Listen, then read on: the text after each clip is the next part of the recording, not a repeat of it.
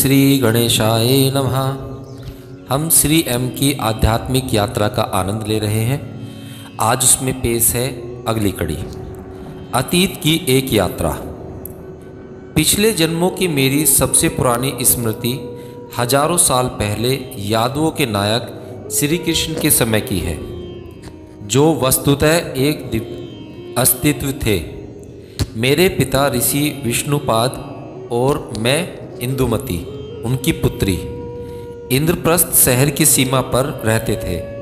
हम एक मिट्टी की झोपड़ी में रहा करते थे, जो यमुना नदी के किनारे जंगल के बीचों बीच सुंदर पेड़ पौधों और लताओं से घिरी हुई थी।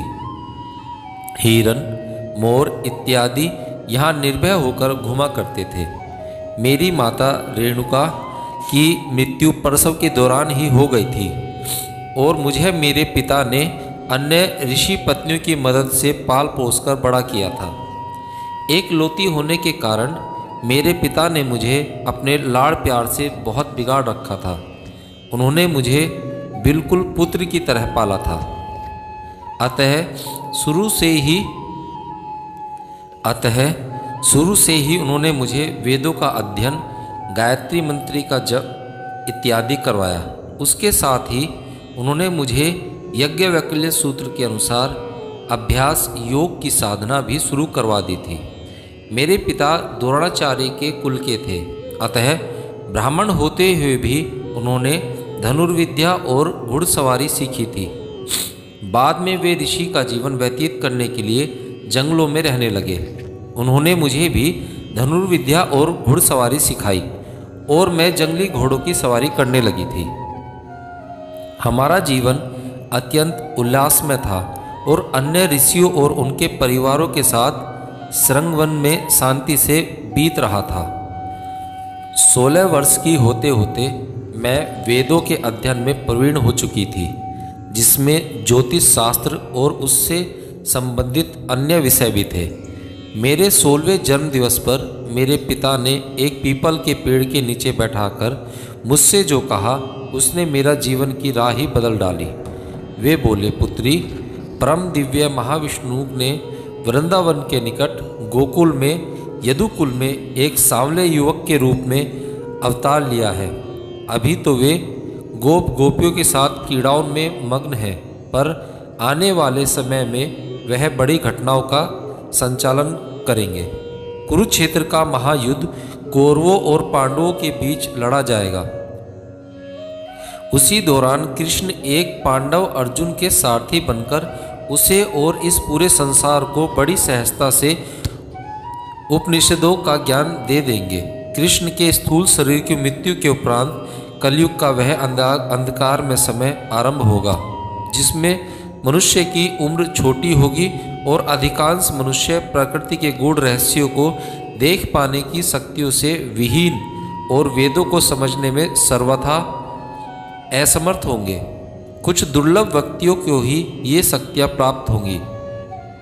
मुझे प्रतीत होता है कि मेरे जीवन का अंत निकट है। इससे पहले ही मैं तुम्हारे साथ वृंदावन जाना चाहता हूँ। हो सकता है कि मैं वहाँ पहुँच भी न पाऊँ, पर तुम जरूर पहुँचोगी। वहाँ तुम कृष्ण से मिलना और उसके पश्चात वहीं जाने क्या होगा। तो अगले 2 दिन में चलने की तैयारी कर लो। यहाँ हम किसी से कुछ भी नहीं कहेंगे, इस बात को बिल्कुल गुप्त रखना। 2 दिनों बाद सुबह सुबह हमने अपनी यात्रा आरंभ की। काफ़ी दिन लग गए। कभी तो आश्रमों या गृहस्थियों के घर में खाने और रहने को मिल जाता और कभी कभार पेड़ों के नीचे रात काटनी पड़ती और फल खाकर गुजारा करते। 2 बार तो हम मूसलाधार बरसात और बर्फानी हवाओं में बुरी तरह फंस गए थे। वृंदावन पहुंचने से 3 दिन पहले पिताजी की तबीयत बुरी तरह खराब हो गई। वे बोले, इंदु, मुझे नहीं लगता कि इस जन्म में मुझे नारायण को दिव्य भौतिक स्वरूप में देखने का सौभाग्य मिलेगा, परंतु तुम अवश्य उन्हें देखना। मैं क्षीण हो रहा हूँ और इस बीमारी से नहीं उबर पाऊँगा। मुझे यमुना जी तक ले चलो। उसी की इच्छा पर छोड़ता हूँ यह शरीर, जहाँ चाहे ले चले। तुम वृंदावन जाकर गुणशील नामक ग्वाले को ढूंढो, वह मेरा शिष्य है। वह और उसकी पत्नी चंद्रिका तुम्हारा ध्यान रखेंगे। अब समय हो गया है, मुझे नदी की ओर ले चलो। बड़ी मुश्किल से मैं उन्हें नदी तक ले जा पाई। कठिन प्रयास से उन्होंने स्वयं को पानी में उतारा और खेचरी मुद्रा में स्थित होकर अपनी सांस रोक ली।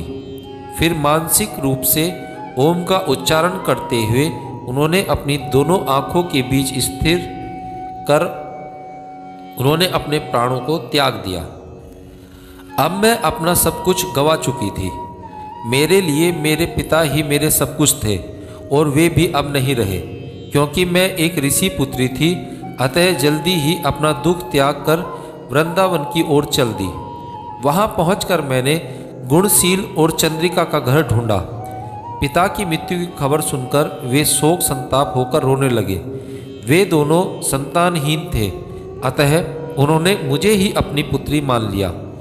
कुछ समय बाद मैंने चंद्रिका से कहा, मेरे पिता कह गए थे कि यहाँ नारायण स्वयं कृष्ण नामक एक सुंदर सांवले युवक के रूप में अवतरित हुए हैं। क्या आपने उन्हें देखा है? मुझे उनके बारे में कुछ बताइए। क्या मैं उनसे मिल सकती हूँ? चंद्रिका अपने होठों पर उंगली रखते हुए बोली, श्श्श, गुणा को पता नहीं है कि मैं उस युवक से प्रेम करती हूँ। यह कहते हुए उस प्रेम के परम आनंद और लज्जा से चंद्रिका का चेहरा लाल हो गया। यहाँ सभी उसे जानते हैं। मेरे पति भी यही सोचते हैं कि वे साक्षात नारायण हैं, लेकिन हम गोपियाँ इस बारे में अधिक कुछ नहीं जानती। पर वो है बहुत ही प्यारा। हमारे घरों में घुसकर माखन चुरा लेता है। जब हम नदी में नहा रही होती हैं तो हमारे वस्त्र चुरा लेता है और जिद करता है कि हम नग्न अवस्था में ही उससे अपने कपड़े वापस लेने आए। ऐसी ऐसी शरारतें करता है कि क्या कहें। अगर वह दिव्य अवतार है तो मुझे लगता है कि साक्षात कामदेव का ही अवतार होगा। ओह, उसका तो ध्यान आते ही मेरा रोम रोम पुलकित हो उठा। मैंने उन्हें यह कहकर झटक दिया, ये सब सुनकर मुझे लगता है आप किसी और की बात कर रही हैं। वह ऐसा तो हो ही नहीं सकता जिसके बारे में पिताजी बता रहे थे, पर उसका रंग रूप और बाकी सब विवरण तो वैसा ही है। कैसे कहूँ, तब तक उसे स्वयं न देख लूँ। पर कैसे देख सकूँगी उसे, जो इस सीधी सादी ब्याहता स्त्रियों को बहलाता फुसलाता घूमता है। मैं तो एक ऋषि पुत्री हूँ और मुझे तो कोई भी पुरुष नहीं बहका सकता। अपनी सभी इंद्रियों पर मेरा पूर्ण नियंत्रण है। अगर मैं कभी उससे मिली तो उसे अच्छी तरह सदाचार और नैतिकता का सबक सिखाऊंगी। कृष्ण हो या कोई और, पर ऐसा व्यवहार तो ठीक नहीं। अब समझ में आया, तुम सभी गोपियाँ इतना बन ठन कर बेला चमेली के फूलों से सजकर क्यों जाती हो। उसने अपने काले जादू से तुम सबका मन वश में कर रखा है, कृष्ण जाल। और मैं सोच रही थी कि मैं एक परम पुरुष से मिलने जा रही हूँ, क्योंकि पिताजी भी तो गलत नहीं हो सकते। चंद्रिका जोर जोर से हंसने लगी और बोली, मेरी प्यारी इंदु, जरा रुको। जब तुम स्वयं पूर्णमासी के दिन रात को उसकी बंसी की धुन सुनोगी तब देखना। तब तक इंतजार करो मेरी प्यारी गुड़िया। चलिए देखते हैं, मैं बोली और अपने नित्य साधना में लग गई। इस बातचीत के बाद बहुत दिनों बाद भी मैंने स्वयं को घर के कामकाज में चंद्रिका की मदद करने और पुराण इत्यादि के अध्ययन तक ही सीमित रखा। इस बीच मैंने गाय का दूध दोहना, मक्खन निकालना और खाना बनाना इत्यादि बहुत अच्छी तरह से सीख लिया था। एक रात देर तक मैं आंगन में अकेली बैठी श्री कृष्ण के बारे में सुन तरह तरह की कहानियों के बारे में सोच रही थी, जो गोपियाँ रोज रोज सुना जाती थी। अचानक नज़र ऊपर गई तो देखा, चांद जैसे बदली से हल्का सा ढका पूरा खिला हुआ चांद अपने सौंदर्य की पराकाष्ठा पर था। तभी मेरे कानों में वह स्वर सुनाई दिया। वह दूर से धीमे धीमे आता बांसुरी का वह मधुर स्वर धीरे धीरे मेरी ओर आ रहा था। ऐसा मधुर था वह संगीत कि मैं उठ खड़ी हुई और वहीं ऐसी जड़ हो गई जैसे सपेरे के सामने सांप। अनायास ही मैंने स्वयं को उस संगीत पर डोलते हुए पाया। मेरे हृदय में उस बांसुरी बजाने वाले को देखने की एक अदम्य इच्छा जागृत हो गई। मेरा रोम रोम उस परम आनंद में डूब गया। अचानक गुणा के कमरे का द्वार खुलने की आवाज़ से मेरी समाधि टूटी।